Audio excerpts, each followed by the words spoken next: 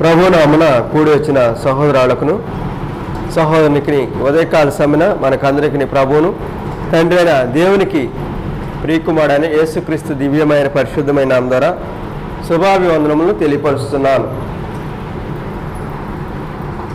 పేతురు గారు రాసిన మొదటి పత్రిక 3వ అధ్యాయము 1వ వచనం నుండి అటువలే స్త్రీలారా మీరు మీ స్వపురుషులకు లోబడి ఉండిడి, అందువలన వారిలో ఎవరైనను వాక్యములకు అవిధేయులైతే వారు భయముతో కూడిన మీ పవిత్ర ప్రవర్తన చూసి వాక్యము లేకుండానే తమ భార్యల నడవడం వలన రాబట్టబడవచ్చును. ఈరోజు చాలా చాలా ప్రాముఖ్యమైనటువంటి సంగతిని మనం ధ్యానించబోతున్నాం. స్త్రీల యొక్క అలంకరణ ఏ విధంగా ఉండాలి? స్త్రీల యొక్క అలంకరణ, వస్త్రాలంకరణ అయినా కానీ, మాట అయినా కానీ, నడవడైనా కానీ, నడకైనా కానీ, చూపు అయినా కానీ, ఏదైనా కానీ.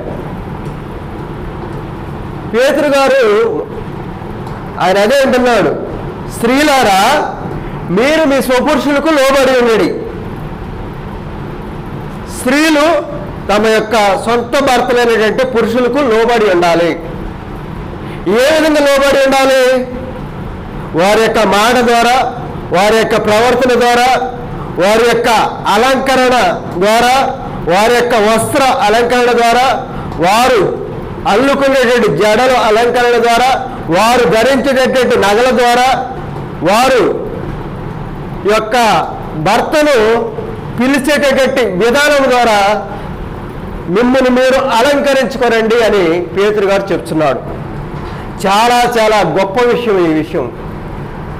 అప్పుడు కనుక నీవు ఆ విధంగా ఉంటే, నీ భర్త వాక్యమునకు అవిధేయుడైతే, దేవుణ్ణి ఎరగనటువంటి వాడైతే, మద్యపానానికి బానిస అయితే, వ్యభిచారములకు బానిస అయితే, నిన్ను ప్రేమించకపోయినా కానీ నీ యొక్క నడవడి, నీ యొక్క ప్రవర్తన ద్వారా నీ యొక్క భర్తను రాబట్టవచ్చును, నీ భర్తను నీవు మార్చుకొనవచ్చును అని పేతురు గారు అంటున్నారు. 3వ వచనము, జడలు అల్లుకొనేటియు, బంగారు నగలు పెట్టుకొనేటియు, వస్త్రములు ధరించుకొనేటియును, వెలుపటి అలంకారము మీకు అలంకారముగా ఉండగా. ఎస్, చాలామంది స్త్రీలు భర్తలను శోధిస్తూ ఉంటారు. నాకు నగలు కొనలేదని, నాకు మంచి వస్త్రములు కొనలేదని, నాకు పట్టు చీర తీసుకోలేదని, లేకుంటే నాకు నెక్లెస్ తీసుకోలేదని భర్తలను శోధిస్తూ ఉంటారు. క్రైస్తవులు అనేటి స్త్రీల యొక్క అలంకరణ ఏ విధంగా ఉండాలంటే, తమ్మును తాము అలంకరించుకొని సాత్వికమైనటువంటి సాధువైనటువంటి అలంకరణను ధరించుకోవాలి. బంగారు నగలు పెట్టుకోవద్దా అంటే పెట్టుకోవద్దని చెప్పడం లేదు గ్రంథం. పెట్టుకోవచ్చు, కానీ విపరీతంగా పెట్టుకోవాలంటుందంటే అది కూడా అలాగా అలంకరించుకోవద్దని కూడా చెప్పడం లేదు. వస్త్రములు ధరించే విషయంలో పురుషుడైనా స్త్రీ అయినా వారి యొక్క వస్త్రం యొక్క అలంకరణ చాలా సాధువైనటువంటి అలంకరణగా ఉండాలి. ఈరోజు చాలామంది స్త్రీలు, పురుషులు వారి యొక్క అలంకరణ ఎలాగ ఉంటుందంటే వారి యొక్క శరీరాన్ని ప్రదర్శించే విధంగా ఉంటుంది. వారి యొక్క శరీరంలో ఉన్నటువంటి అవయవాలను ఎదుటి వారికి కనిపించేటువంటి విధంగా వారి యొక్క అలంకరణ ఉంటుంది. మీరు ఈ లోక సంబంధులు కారు, ఆ లోకముల నుండి వెలుపటికి పిలబడినటువంటి వారు, పరిశుద్ధమైనటువంటి పరిశుద్ధులు, విశ్వాసులు, క్రైస్తవులు మీరు. అప్పుడు మీ యొక్క అలంకరణ ఏ విధంగా ఉండాలి? ఒక మహానుభావురాలు జడలను కూడా మానేస్తుంది. ఆ వెంట్రుకలను ఫ్రీగా ఇలా వదిలేసి మందిరంలోకి వస్తుంది ప్రార్థనకి. జడలు అల్లుకొనేటిను, చదవండి, జడలు అల్లుకొనేటిను, బంగారు నగలు పెట్టుకొనేటియు, వస్త్రములు ధరించుకొనేటిను, వెలుపటి అలంకారం మీకు అలంకారంగా ఉండక. తెల్లటి వస్త్రములు ధరించుకొని వస్తారు, తెల్లని చీర కట్టుకొని మందిరానికి వస్తారు. సువార్తులు కూడా తెల్లటి వస్త్రం ధరించుకొని వస్తారు. నువ్వు తెల్లటి వస్త్రాలు ధరించుకొని వస్తే నీ యొక్క మనసు మలినంగా ఉంటే అది అలంకారం కాదు. నిన్ను నువ్వు పరిశుద్ధుడిని అని చెప్పి ఎదుటి వారికి నువ్వు ప్రజెంట్ చేస్తున్నావు. కనిపించే విధంగా ఆ తెల్లటి వస్త్రాలు ధరించుకుంటారు. ఒక మహానుభావురాలైతే ఆ మెడలోని మంగళసూత్రాలు తీసివేస్తుంది, మెట్టెలు తీసేస్తుంది, ఆ జోడు తీసేస్తుంది, ఆ ముక్కు పొడవు తీసేస్తుంది. ఏంటమ్మా అంటే మా సువార్తుడు చెప్పాడు, నేను క్రైస్తవురాలు, నేను పరిశుద్ధురాలు అయ్యాను. పురుషుడు ఏం చేశాడు? నా గుర్తుగా నేను దీనిని నీ మెడలో ధరింపజేస్తున్నాను. నువ్వు అది తీసావంటే నీ పురుషుని యొక్క అధికారములకు లోబడక ఎదిరించావు, ధిక్కరించావు. నువ్వు పురుషుడికి లోబడలేదు. బైబిల్లో మంగళసూత్రాన్ని ధరించుకోమని బైబిల్ ఆడనుందంటే లేదు. పురుషుడు ఏం చేశాడు? నువ్వు నా దానివి, ఇది నీకు గుర్తుగా నేను ఇస్తున్నానని ఇచ్చాడు. అది నువ్వు తీసేస్తే నీ పురుషుని యొక్క ఆజ్ఞను నువ్వు ధిక్కరించావు. నీవు నీ పురుషుడికి లోబడడం లేదు. నీ యొక్క అలంకారం ఎంత దరిద్రం అంటే, స్త్రీల యొక్క అలంకరణ, లోక సమూహం యొక్క అలంకరణ, మనం ఈ లోకంలో జీవించే వారిని చూస్తే మీకు తెలుస్తుంది. వారి యొక్క వస్త్ర అలంకరణ, విదేశీయుల యొక్క వస్త్రాలంకరణ కూడా చిన్న పిల్లలకు సైతం అలవాటు చేస్తున్నారు. కొరస వస్త్రములు ధరించజేయటం చిన్నపిల్లలకి. పెద్ద అయిన తర్వాత కూడా అదే వస్త్రాలు ధరిస్తారు. జీన్స్ ప్యాంట్లు వేస్తారు, ఎందుకంటే లెగ్గిన్స్ అంట. స్త్రీలు, పురుషుల గురించి కూడా చెప్పని అవసరం లేదు, షార్ట్లు. ప్రియ దేవుని బిడ్డలారా, ఎంత ఓపెన్గా చెప్పాలంటే, వాక్యమును బోధించము, సమయమందును అసమయమందును బోధించము, ఖండించము, బుద్ధి చెప్పుము. ఇది నేను చెప్పపోతే రేపు నువ్వేం చెప్పావని దేవుని నన్ను అడిగితే నేను సమాధానం చెప్పాలి. ఎందుకు చెప్పలేదు ఆ విషయం? ఎందుకు సిగ్గుపడ్డావంటే, నేను సిగ్గుపడకుండా చెప్తున్నాను. మీ స్త్రీలనేది మీరు మీ పిల్లలకు వస్త్రాలంకరణ ఎలాగ ఉండాలంటే, వెలుపటి అలంకారంగా ఉండక పరిశుద్ధమైనటువంటి పరిశుద్ధులుగా వారిని అలంకరించుకున్నట్టుగా మీరు మీ పిల్లలను పెంచండి. అది ఎలాగ వస్తుందంటే తల్లిదండ్రుల నుండే వస్తుంది. తల్లి ధరిస్తున్న వస్త్రాలు తల్లిని చూసి కుమార్తె నేర్చుకుంటుంది. ఆవు చేలో మేస్తుంటే దూడ గట్టును మేస్తుందా? ఆవు వెళ్ళి నిండు చేలో పైరులో పడి మేస్తుంది, దాని పక్కన ఉన్నటువంటి పిల్ల కూడా ఏం చేస్తుంది? ఇది కూడా వెళ్ళి చేలో మేస్తుంది. ఎహెజ్కేలు గ్రంథంలో ఉంది, తల్లి ఎట్టిదో బిడ్డ ఎట్టిదే. తల్లి యొక్క ప్రవర్తన ఎలాగ ఉంటుందో బిడ్డ యొక్క ప్రవర్తన కూడా అలాగే ఉంటుంది. తండ్రి యొక్క ప్రవర్తన ఎలాగ ఉంటుందో కుమారుని యొక్క ప్రవర్తన కూడా అలాగే ఉంటుంది. తండ్రి మద్యపానం తాగితే వీడు తాగుతాడు, తండ్రి కోడిపందాలు వేస్తే వీడు వేస్తాడు, తండ్రి పేకాట ఆడితే వీడు పేకాట ఆడతాడు, తండ్రి వ్యవసాయం చేస్తే ఆయన చూసి వీడు నేర్చుకుంటాడు. అందుకని మిమ్మల్ని మీరు అలంకరించుకోనండి. మీరు అబ్రహాము శారా దంపతుల యొక్క కుమారులుగాను కుమార్తెలుగా ఉండాలంటే మీరేం చేయాలని చెప్తున్నాడు. చూడండి 4వ వచనం. సహజమైనట్టు మృదువైనట్టునైనా గుణమును అక్షయ అలంకారము గల మీ హృదయపు అంతరంగ స్వభావము మీకు అలంకారముగా ఉండవలెను. ఎలాగ ఉండాలంటే అండి, సాధు ఎలా ఉంటాడు? చాలా ప్రశాంతంగా, శాంతంగా. జ్ఞానులు ఎప్పుడు అధికంగా మాట్లాడరు, మీరు గమనించండి. అది మన చదువుకునే బిడ్డలకు కూడా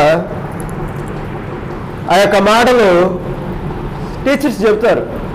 జ్ఞానం కలిగిన వాడు ఎక్కువగా మాట్లాడు. వాడు ఏం చేస్తాడు తెలుసా? జ్ఞాని ఎదుటి వాడు మాట్లాడుతుంటే వింటాడు. ఆయన మాట్లాడే మాటల నుండి మనం నేర్చుకునే మాటలు ఏమైనా వస్తాయేమని చెప్పి ఆ మాటలు నేర్చుకోవడానికి ప్రయత్నం చేస్తాడు. అందుకని బైబిల్ ఏం చెప్తుంది? వినటకి తొందరపడు, మాట్లాడడానికి నిదానించాలని చెప్తుంది.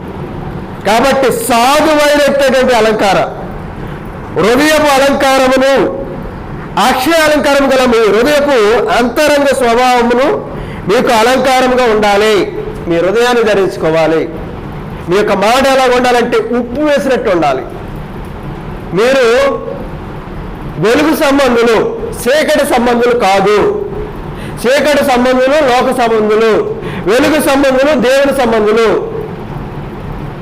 నేను లోకమునకు వెలుగై ఉన్నాను, నన్ను చూసి వెంబడించండి అన్నాడు యేసుప్రభు.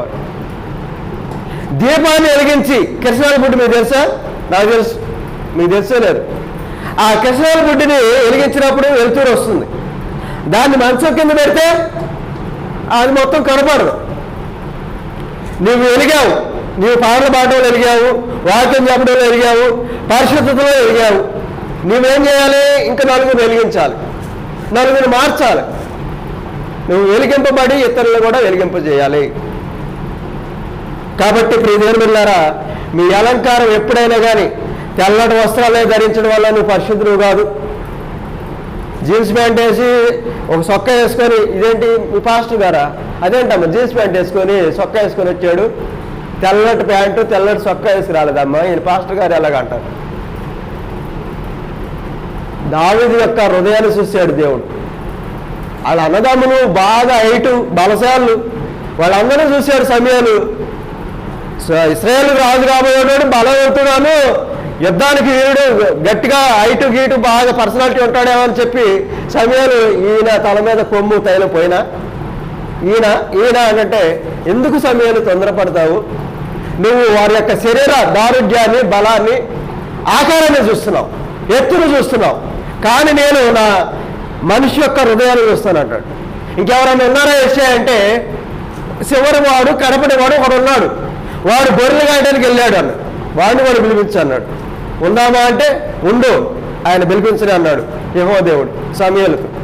వచ్చాడు, చూడంగానే ఇదేంటి ఈయన పొట్టుగా కొరుసుగా ఉన్నాడు, ఈయన రాజు ఏంటి అంటే ఆయన తల మీద నువ్వు కొమ్ము తైలం పోసి అభిషేకించు అన్నాడు. ఆయన హృదయాన్ని ఎరిగాడు దేవుడు. దేవుడు యొక్క హృదయాన్ని ఎరిగినటువంటి వాడు దావీదు మహారాజు గారు. తప్పు చేసినా కానీ పశ్చాత్తాపడ్డాడు. కాబట్టి ప్రియ దేవుని బిడ్డలారా, మిమ్ముని మీరు అలంకరించుకోనండి. తర్వాత వచనం, ఇంకా 2 వచనాలు చదివి నేను ముగిస్తాను. 5వ వచనం, అటువలే పూర్వము దేవుని ఆశ్రయించిన పరిశుద్ధ స్త్రీలను తమ స్వపురుషులకు లోబడి ఉండుట చేత తమ్మును తాము అలంకరించుకొనిరి. చాలండి, ఎంత చక్కని మాట అండి. ఒక మహానుభావురాలు పొద్దున్నే స్టార్ట్ చేస్తుందండి నరకం.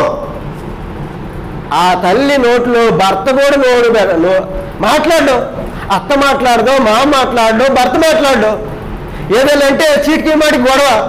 పొద్దున్నే మొదలుపెట్టిందండి వర్షం ముసురు, సాయంత్రం దాకా పుట్ట పుట్ట పుట్ట పుట్ట సినుకులు పడుతుంటే ఎలాగో ఉంటుందో ఈ తల్లి గయ్యాలేని భార్య మొదలు పెడితే కైరం గొడవ, సాయంత్రం దాకా ఆపదు.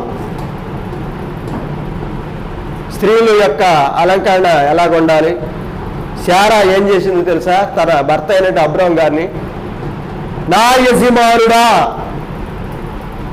నీ భర్త నీ యజమానుడు, నీ భర్త నీకు అధికారి, నీ యజమానుడు, ఏమండి అని పిలు, లేకుంటే వరుసకి మావయ్య అయితే మావయ్య అని పిలు, బావ అయితే బావ అని పిలు. రోడ్డు మీద ఉంటాడు, ఓయ్ వత్తనవా రావట్లేదు అంటది, అంటది. ఫోన్ మాట్లాడుతుంటే అని అంటది. ఏమని చెప్పండి అని కూడా కాదు. మళ్ళీ ఈ తల్లి ఉదయం 7ంటికి ఆరాధనంటే 7ంటికే బైబిల్ పట్టుకొని వెళ్ళిద్ది. కరెక్ట్గా టైంకి ఒక 5 నిమిషాల ముందే కూర్చోంటది. కానీ భర్తని నలుగురిలో భర్త ఎవరితో మాట్లాడుతుంటే పిలిచే విధానం. దావీదు భార్య మందసాన్ని మోసుకొని వస్తుంటే ఆ మనసు ముందు గంతులు వేస్తూ నాట్యం చేస్తూ దేవుని ఆరాధిస్తూ వచ్చిన భర్తను అవహేళన చేసింది. దావీదు భార్య అవహేళన చేసినందుకు తండ్రి యెహోవా దేవుడు ఏం చేశాడు తెలుసా? తన యొక్క గర్భాన్ని మూసివేశాడు, పిల్లలు పట్టుకొని చేశాడు.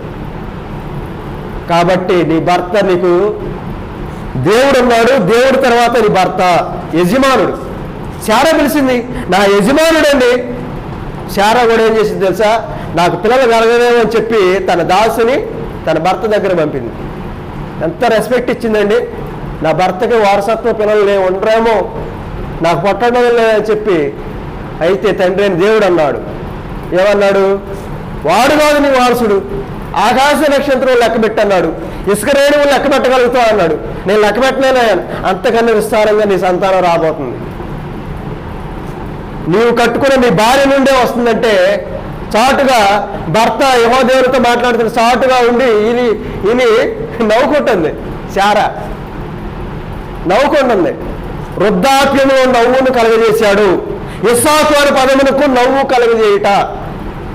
వృద్ధాప్యంలో కలిగినటువంటిది కుమారుడు ఇస్సాకు.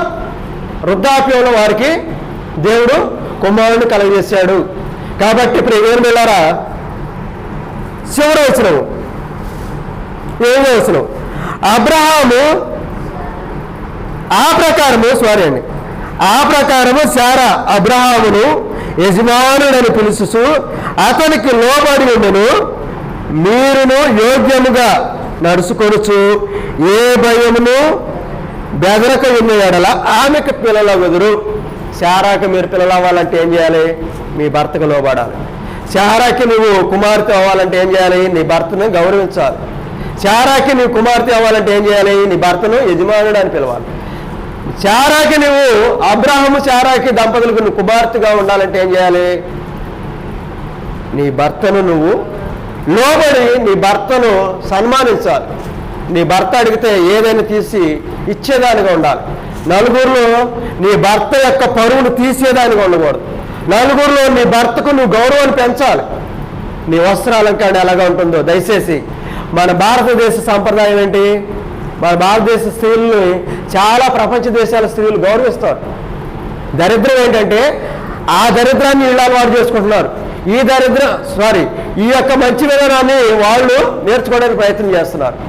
వస్త్రాలంకరణ, చీరలు కట్టుకునేటువంటి అలంకరణ మన దేశం యొక్క సాంప్రదాయం. ఈ సాంప్రదాయాన్ని చూసి చాలా దేశాలు ముచ్చటపడుతున్నాయి, సంతోషపడుతున్నారు, గౌరవిస్తున్నారు.